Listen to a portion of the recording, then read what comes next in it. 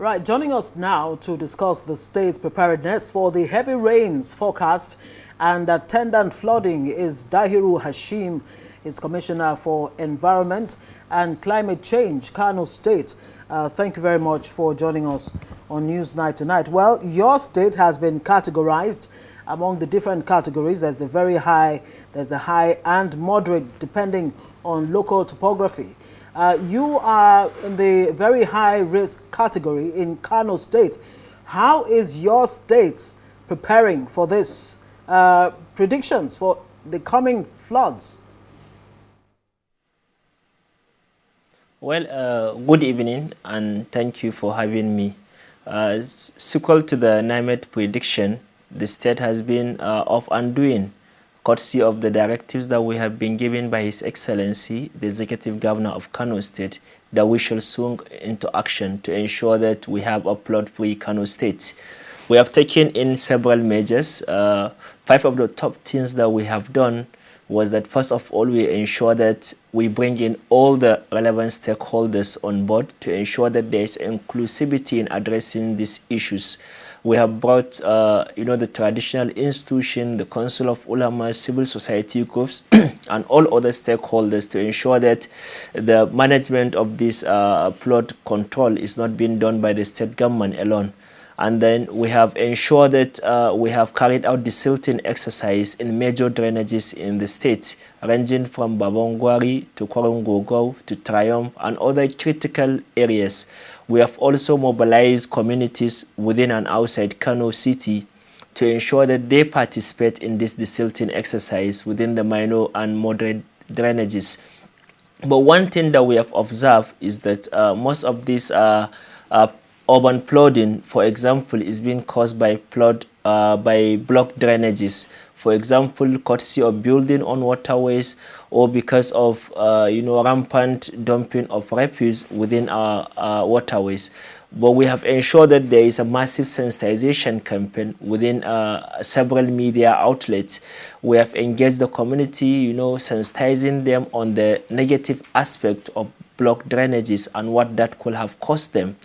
At the same time, we have distributed the silting equipment to communities, for them to also participate in this exercise. And for the long-term, intervention, we have recently launched the planting of 5 million trees within Kano to ensure that most of the water catchment, are being enriched. And we also have plans of establishing new ones. At the same time, even within the government jurisdiction, we have also engaged the like of the State Emergency Management Agency and Humanitarian Ministry and other relevant MDS to ensure that in case of cases, whatever will happen will be in the will be absolutely ready to address those issues. But the main thing is we are sensitizing the people that most of the issues that we are predicting or issues that are even happening are human induced. In most cases is due to negligence and at times ignorance. But with this massive sensitization that we deploy, with the inclusivity, we're very much certain that Kano is going to ensure a flood-free rainy season by God's grace. All right, interesting, Mr. Commissioner. You seem to have your work cut out for you. You seem to have a plan. Everything seems to be going on fine. But we saw the flooding in 2024. It was devastating, loss of lives, infrastructure, property in Kano State. What would you say is your biggest challenge at the moment as you prepare for this prediction? Well, to be honest, I don't think we have much challenges. The main thing needed is the political will, and His Excellency has been giving us all the necessary support. Even from the communities, we have been having this full cooperation. The idea is to ensure that, the address and everything is not being done by the government alone. And as I said, these are, problems that we are causing, by ourselves due to, an unrealistic way of life. I have cited an example that most of this, for example, urban flooding is being caused by block drainages. People have built on waterways. Recently, you realize that Kano has been, demolition structures that are being built on waterways. For example, Babangwari Runabout has been experiencing flood cases for the last 3 decades. But I'm happy to state that we have taken a lasting measure there. Today, you can have a 30-minute or 1-hour rainfall and you will still not experience any water accumulating within that area. That is telling you that we have already identified the problems and we are taking necessary measures, and the communities have been cooperating.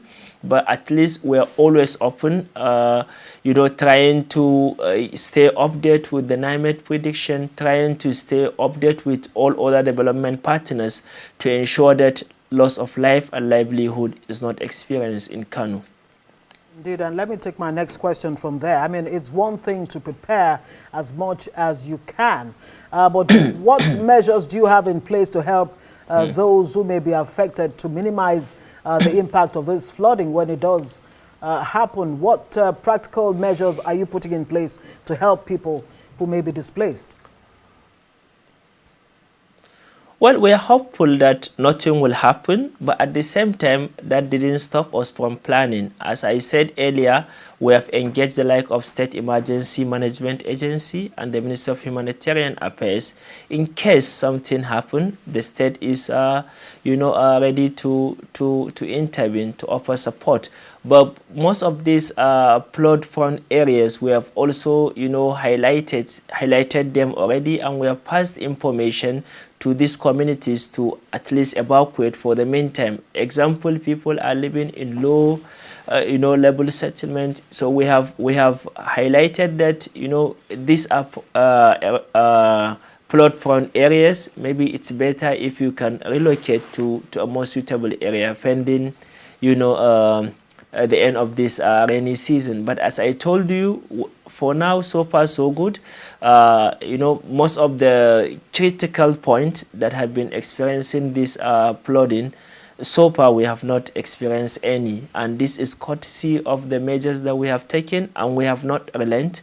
We have continued to remain vigilant, and then we have continued to remain proactive in ensuring that Kano has flood-free rainy season.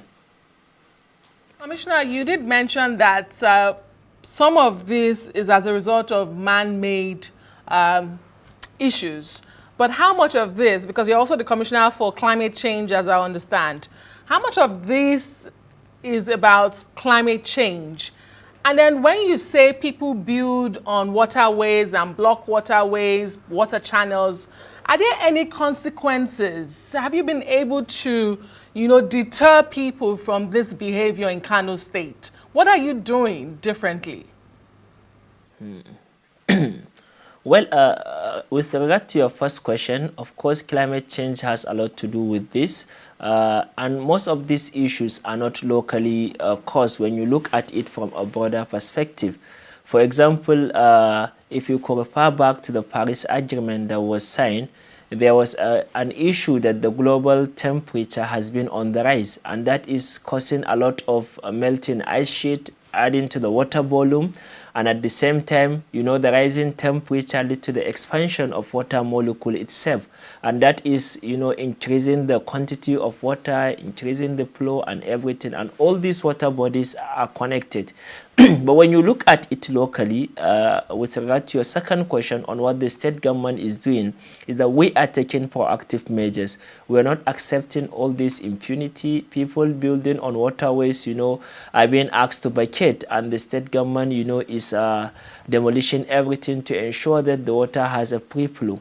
But at the same time, we have launched the state climate change policy recently. That was 2 weeks ago, purposely to align ourselves with the nationally determined contribution and as sub-national to ensure that the issue of drought and flooding and other climate-related challenges, are being addressed within the state. But this a measure that we are taking is a short-term measure. I have cited an example of the tree planting project or afforestation project that we're holding in the state. For example, the water catchment, the woodlot plantation, the shelter belt, and even the enrichment planting within the forest areas. All these are measures that are going to give us a long-term solution to this flood and drought issue. But the main challenge, the leading cause of this urban flooding within Kano is blocked drainages. And we are taking measures on that. We are ensuring that people are sensitized well to ensure that they are not dumping refuse within waterways. And as I said earlier, we have been, getting the much desired result. All right, thank you very much. Dahiru Hashim is the Commissioner for Environment and Climate Change in Kano State. Well, it's good to hear that you're taking practical steps as far as climate change is concerned, tree planting and all of that. Thank you very much for joining us on Newsnight.